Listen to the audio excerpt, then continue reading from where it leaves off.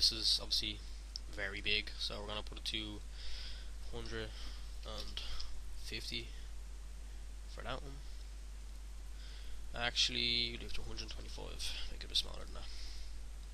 Yeah, that looks nice.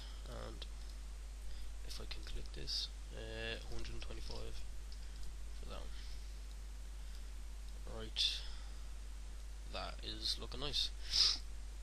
Now what you want to do is now go back to the light box what you have up top here, and what you want to do is just click it and drag it just to where the spheres start at the bottom, like that.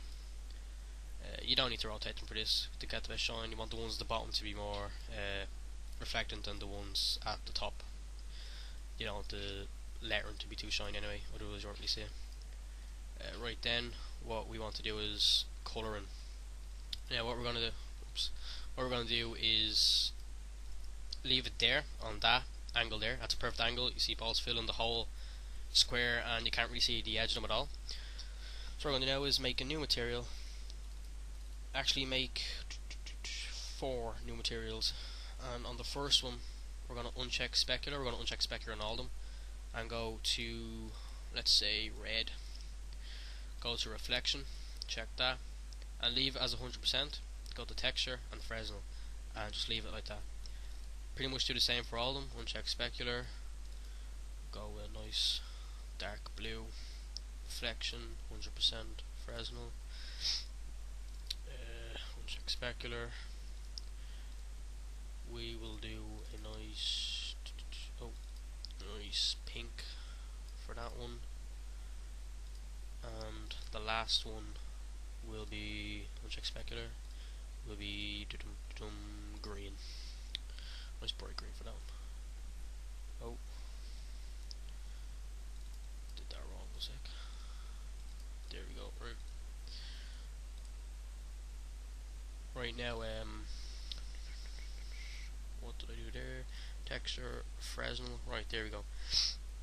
Basically, then what you want to do is you want to start adding colours to each ball individually. If when you open them up into 100 spheres the first time, you should be able to just click and drag each colour row by row, but this is going to take way too long, so I'm just gonna pause it here, and then when it's done we'll get back to the recording. And right, basically then we've got the colour on all the spheres. That takes about 3 minutes, so it was better to just fast forward it. Just before I continue, I just noticed when I rendered out after I put the colours on that the black was all wrong. The spheres were reflecting off it. There was too much reflection in it. So what I want to do is when I go back to the black, and where I had Fresnel, just clear, go to the top tab there and clear. I put the brightness to 35%. No, I unchecked ambient occlusion just for a fast render. That is something like what the reflection should look like. Yep, right. Now what we're going to do is we're going to do the colouring on the tutorial on the Thursday. Now, I like, of course, first thing to do is uncheck specular.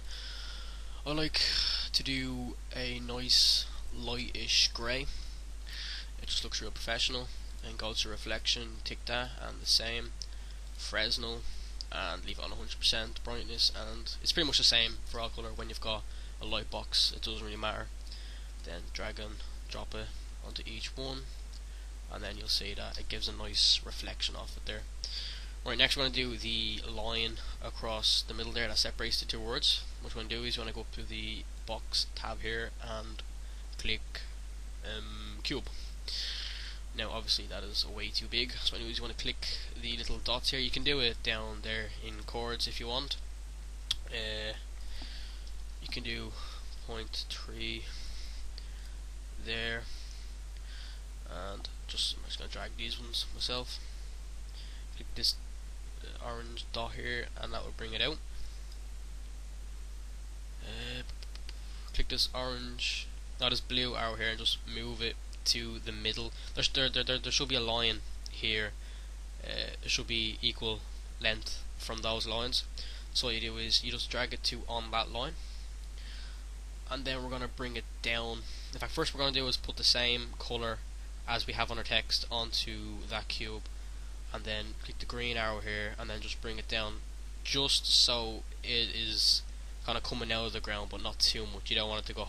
You want to go about half size of your text, and that we're actually going to move the tutorial just to the start of it, and the Thursday just to the end of it, so it's nice and clean looking, like so. Right, the reflection there is actually not fantastic, so what we're going to do is going to get the light box and kind of move it to, I don't know, say that much. You still don't want it to be, actually back a little bit. You don't want it to be too reflectant, you know what I mean? So I'm gonna zoom back in, make sure you can't see any grey boxes. As you see, I was kind of half-assed doing that. If we look at it again, that is a very nice reflection we are getting off all of those there. Right, just render it out real fast. Just go to save. You can save it as a JPG, and then just save it as finish, whatever, spelled that wrong, and press shift and R to render it out. Now I have it rendered out without any ambient occlusion, basically because it's going to take too long, but you can of course have that on, and that is pretty much what we're going to end up with in the end. Alright, and just to let you know that at the end of each tutorial we're going to be doing a shout out. So if you want to shout out, just inbox me or Isido, and we're going to go through your channels, and if we like your content then we'll get back to you. And just like to say that we really appreciate you watching our tutorials, and it'd be nice if you leave us a like and maybe a comment or inbox either one of us for any requests you might have in future tutorials that you'd like to see from us. Hopefully I'll help you out. Cheers for watching.